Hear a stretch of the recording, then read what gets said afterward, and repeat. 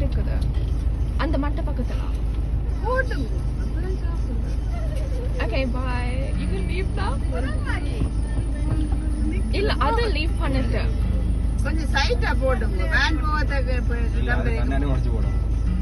அதான். ஓ அப்படி இல்ல பின்ன இல்ல அது போகுது.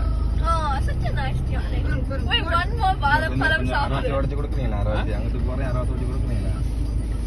60 முன்பக்கமா போகுதுன்னு போகக்கூடாது.